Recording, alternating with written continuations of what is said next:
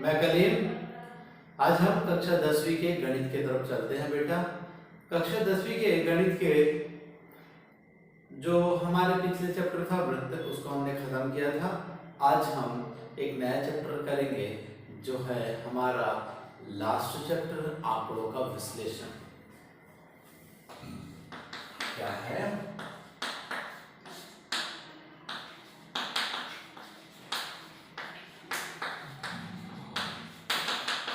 आंकड़ों के विश्लेषण के बारे में हम चलेंगे। आंकड़ों का विश्लेषण करने की बहुत सारी विधियां हैं। Analysis of data. आंकड़ों के विश्लेषण के अंतर्गत पहला होता है समांतर माध्य, दूसरा होता है बहुलक और तीसरा होता है माध्यिका।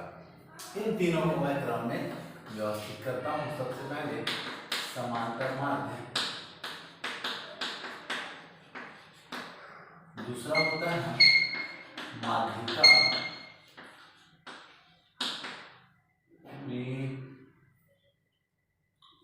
और तीसरा होता है बहुलक।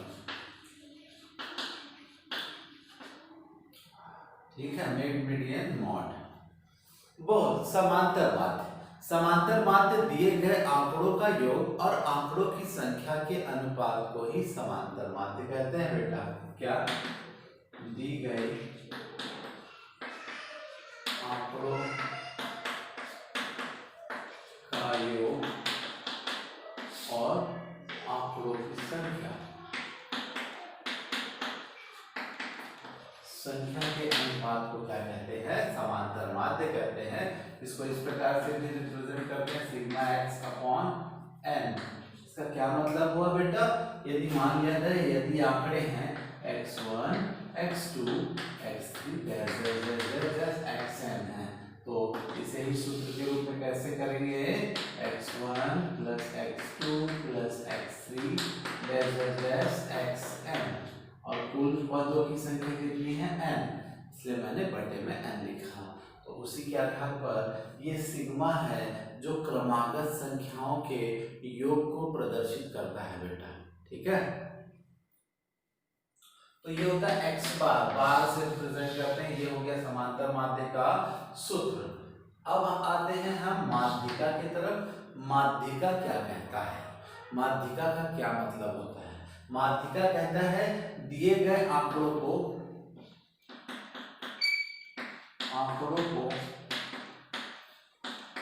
आरोही या बढ़ते या घटते क्रम कह सकते हैं, आरोही या अवरोही क्रम में व्यवस्थित कर मध्य का जो मान होता है वही क्या कहलाता है? माध्यिका कहलाता है बेटा। इसके अंतर्गत दो सूत्र होते हैं, एक सम होता है संख्या तो क्या होता है, और एक विषम होता है तो क्या होता है। देखते हैं सम संख्या के लिए, विषम संख्या के लिए।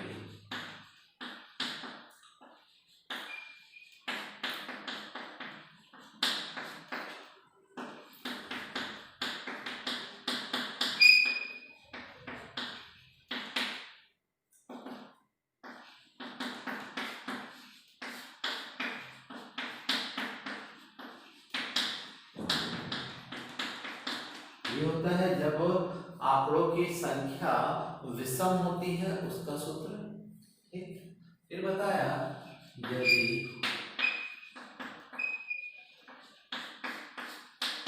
आंकड़ों की संख्या सम हो, 1/2 n/2 वर्तमान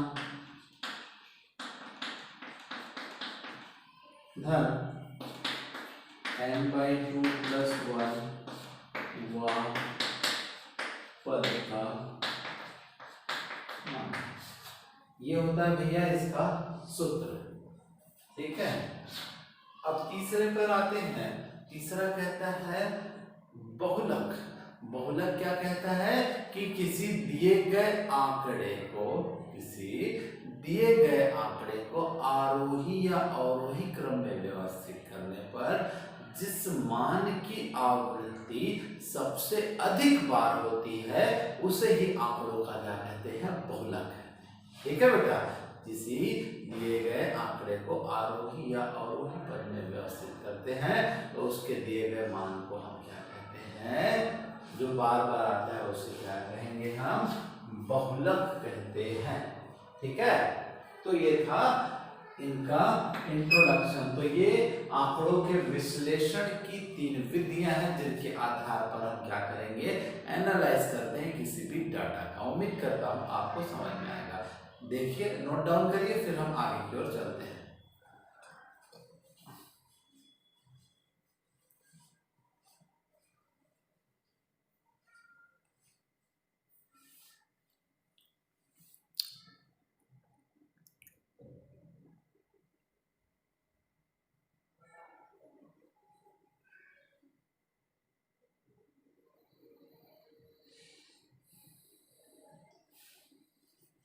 अब हम चालू करेंगे प्रश्नावली 1 और प्रश्नावली 1 के अंतर्गत कुछ तथ्यात्मक बातें हैं जिन्हें हमें क्या करना है, समझना है, जिसके लिए मुझे किताब का प्रयोग करना पड़ेगा बेटा। अब कहा है निम्नलिखित सवालों को हल खोजने के लिए आप समांतर माध्य माध्यिका में से किसका प्रयोग करेंगे और किसमें इनमें से कोई भी काम नहीं आएगा। राज्य में सबसे अधिक लोकप्रिय अखबार कौन सा है? सबसे पहली बात है, जब राज्य में लोकप्रियता के बारे में, इसके बारे में बात जिसका विश्लेषण नहीं किया जा सकता, तो बता सकते हैं कि भाई इनमें से ऐसा कोई भी एक अखबार नहीं है जिसके बारे में हम उसकी पुष्टि कर सके कि भाई ये क्या है, अच्छा है। फिर कहता है 1 महीने में हुई औसत बारिश कितनी है? तो औसत जहां पे कह दिया तो पता चल गया ऐसे बातों के बारे में हम औसत या समांतर माध्य से इसकी गणना कर सकते हैं। तीसरा, किसी परीक्षा में 100 विद्यार्थियों ने भाग लिया, इन विद्यार्थियों में से अंकों के आधार पर सबसे बेहतर प्रदर्शन करने वाले 50 विद्यार्थी कौन है? क्या बोल रहे हैं, 50 विद्यार्थी कौन है? तो इसमें क्या कहेंगे बेटा, इसके लिए हमको माध्यिका का प्रयोग करना पड़ेगा। जो औसत निकालना है 50 विद्यार्थी में कौन सा बेस्ट है, तो उस बेस्ट के मान को निकालने के लिए। फिर वह जनवरी में पेट्रोल का औसत दाम कितना होगा? औसत कह रहा है तो समांतर माध्य होगा।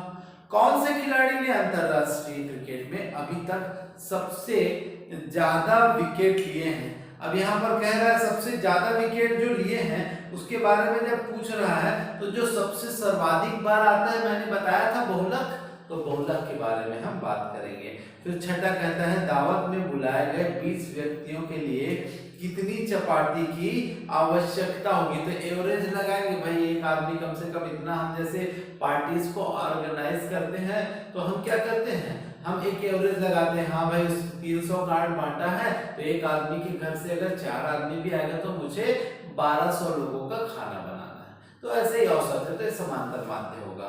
फिर बोला किस महीने में ज्यादा बारिश होती है? ये कैसे बता सकते हैं? देख, that is a natural phenomena है, जो नेचुरल जो प्राकृतिक घटनाएं हैं उनके बारे में हम नहीं बता सकते हैं बेटा।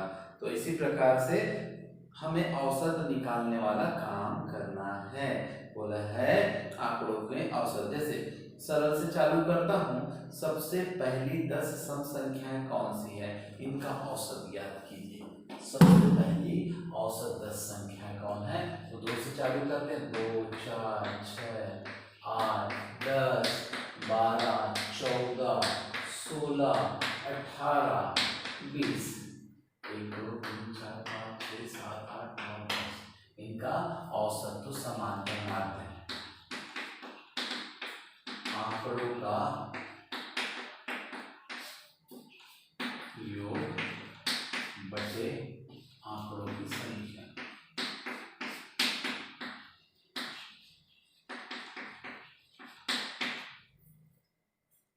x bar is equal to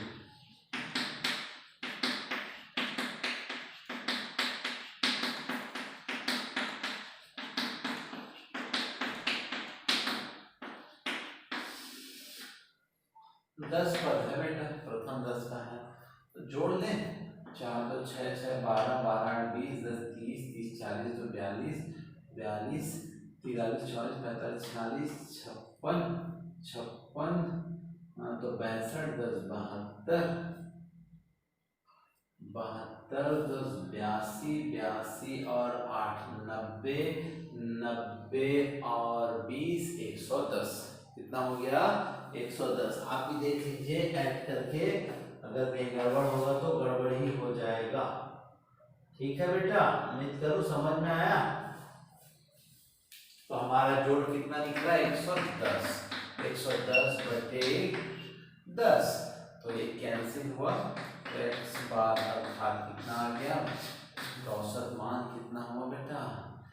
11। ऐसे ही बोलेगा, उसको हमें जोड़कर बतलाना है। जैसे 5, अगला प्रश्न है 5 अलग अलग शहरों में चावल के दाम के औसत कितने कितने दिए हुए हैं देखिए। 25, 28, 30, 31, 32। ठीक है, तो हमको क्या करना पड़ेगा? 25 घन समांतर माध्य निकालना है। 28 घन 30 घन 31 घन 32 बटे 2 3 4 5, ये हो गया समांतर माध्य। तो x bar is equal to 2 1 3 3 3 और 8 11, 11 और 5 16, 16 का 6 हासिल का आया 1 4 5 6 7 8 9 10 11 12 13 14 बटे 5। हमने क्या करना? भाग देना है। 5 दूनी 10, 4 बचा 5 निया 45, तो कितना आया? लगभग 29.5। तो ये था बेटा औसत। उम्मीद करता हूँ ऐसे सवालों को आप बना लेंगे, मुझे बनाने की आवश्यकता नहीं होगी। देखिए हम आगे की ओर बढ़ेंगे।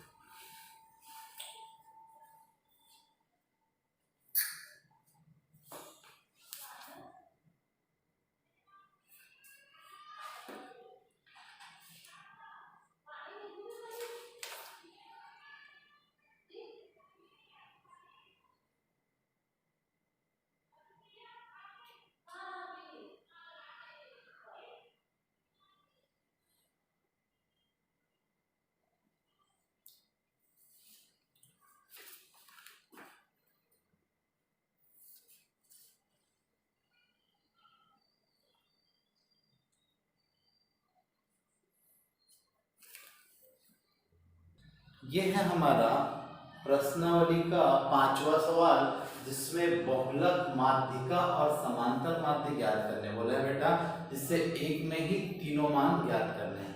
सबसे पहले हम समांतर माध्य के बारे में चलेंगे। आंकड़ों का योग बटे आंकड़ों की संख्या। आंकड़ों की संख्या 1 2 3 4 5 6 7 8 9 10 11 12।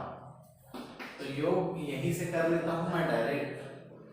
6 1 7 7 और 5 12 13 14 15 16 17 18 19 20 6 26 26 और 3 29 30 31 32 33 और 5 38 38 आया 8।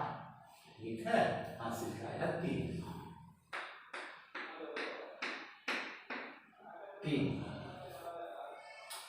और 9 12 12 और 9 कितना हुआ बेटा? 21 21 और 9 30 30 और 8 30 और 8 38 38 और 9 47 47 और 8 कितना हो गया? 55 55 का 5 हासिल का है 5।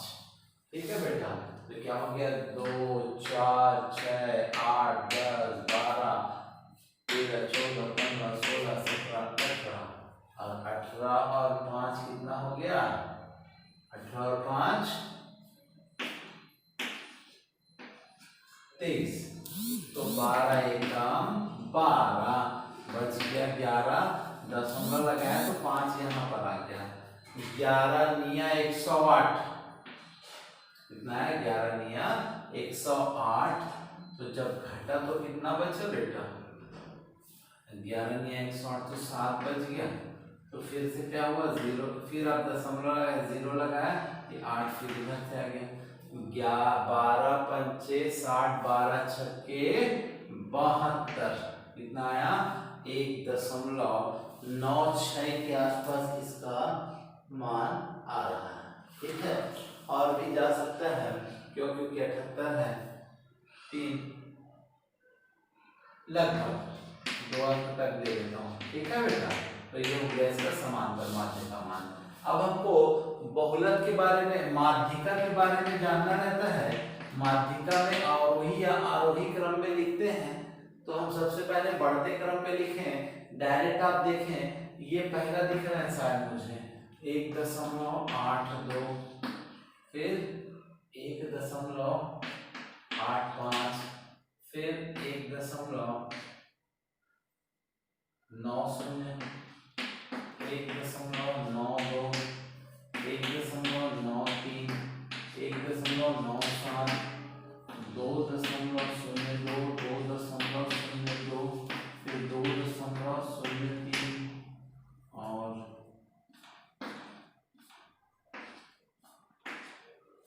देखो शून्य एक है ना, 2 बार है बेटा, ये देखो 3 फिर हो जाएगा 2.03, 2.05, 2.06, 1, 2, 3, 4, 5, 6, 8, 9, 10, 11, 12 हो गया। अब आरोही और 12 n = क्या हो गया 12, जो कि क्या है सम। तो याद है ना माध्यिका 1/2 n/2 धन n/2 + 1 वापस, ये सम होने पर माध्यिका का सूत्र है। ठीक है, मान रखे, मान रखते हैं इसमें, और मान रखे तो क्या हो गया 1/2 12/2 छठवां पद, डायरेक्ट कर रहा हूँ 12/2 6 धन 1 7वां पद, इनका मान रखा है बेटा मैंने, है जगह के अभाव के कारण मैंने कुछ नहीं किया। तो छठवां पद 1 2 3 4 5 6, 1.97 धन 7वां पद 2.01, दोनों को जोड़ देंगे और 2 से भाग दे देंगे। 7 और 1 कितना हो गया 8, 9 और 3.8/2, तो 2 1 2, 1 बचा, दशमलव उतारा, 9 यहाँ आ गया, 2 निया 18, 1 बचा, 8 18, 2 निया 18, तो लगभग इसका जो माध्यिका है वो कितना आया बेटा 1.99। ठीक है, फिर हमको चलना है बहुलक, दिए गए आंकड़ों में जिसकी आवृत्ति सबसे अधिक बार होती है वह क्या कहलाता है बहुलक कहलाता है। तो प्यारे बच्चों आप देख पा रहे हैं 2.02 पूरे आंकड़े में सर्वाधिक कितने बार आ रहा है बेटा 2 बार आया है। ठीक है, इसलिए आंकड़ों का जो बहुलक होगा वो 2.02। तो ये था बेटा एक ही सवाल में मल्टीपल चॉइस का, जिसके अंतर्गत हमने माध्यिका भी कर लिया, समांतर माध्य भी कर लिया और बहुलक भी कर लिया। ठीक है, देखिए समझिए, फिर हम आज की क्लास को यहीं पर समाप्त करेंगे। तो आज भी मैं यही बोल देता हूँ कि प्यारे बच्चों उम्मीद करता हूँ कि समझ में आया होगा। हमारा प्रश्नावली 1 खत्म हो गया है, 1-2 सवाल मैंने आपके लिए छोड़े हैं, 2-3 सवाल छोड़े हैं। उम्मीद करता हूँ इसी प्रकार से आप बना लेंगे, सरल तरीका है, केवल समांतर माध्य ज्ञात करना है। यही सवाल ऐसा था जो बहुत सारी विधियां इसमें थी और मैंने बना दिया इसको। उम्मीद करता हूँ आपको समझ में आया होगा। देख लीजिए, फिर हम आज की क्लास को यहीं समाप्त करेंगे। धन्यवाद।